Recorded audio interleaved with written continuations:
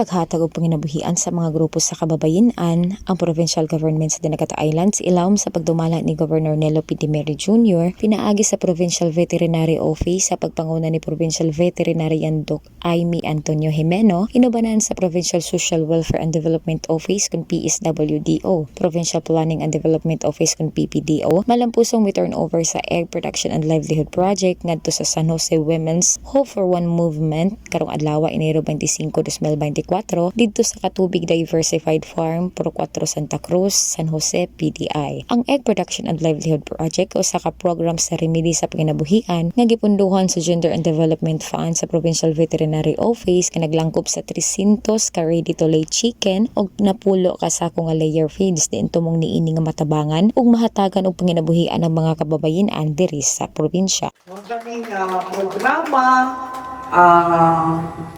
dako ang pagtuo ni Gov. Nilo nga ang atong kapobrehon kaya nato no malampasan. Pinaagi sa daghan nga mga programa nga ginahimo no dili lang sa gobyerno kung dili apil ang katawan sa dinagat. Ang mga kababayen-an nga wala kaayoy oportunidad kung pwede mahatagan og dugang nga oportunidad sa panginabuhian. Katong gusto mabilin diri munitagaan nato sila ang programa ni ang mga babae may itlog.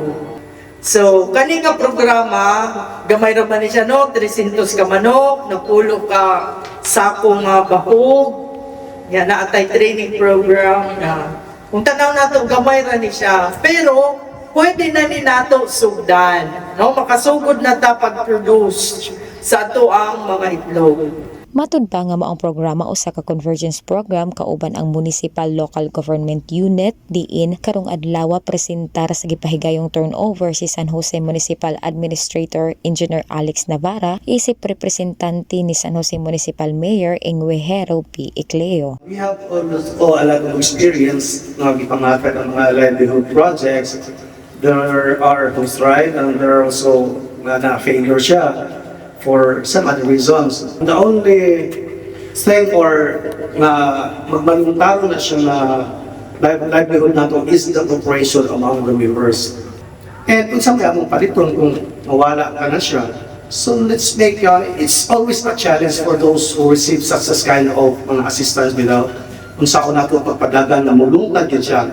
Samtang atol sa maong seremonya gi-turnover usab ang usa ka unit sa meat grinder ngadto sa Retaglinda Rural Improvement Club. Ang maong turnover of Egg Production and Livelihood Project gitambungan sa representante sa Remedy Action Center usab ang representante sa gobernador nga si Mr. Pelik Dispi, representante sa Provincial Social Welfare and Development Office, representante sa PPDO, Kagawad Ripa Skill sa Barangay Santa Cruz ug mga miyembro sa San Jose Women's Hope for One Movement. Daghan kayong salamat sa amuang pag-ampo na adisirmi maabot anang senior kay mo senior mangadyog kami na makadawat mi anang gitawag na livelihood. Alang sa uban pang mga detalye kanunay lamang kamong mosunod sa official Facebook page sa PIO Dinagat Islands. Alang sa Dinagat News kini sa Alos Emperado Piso reporting.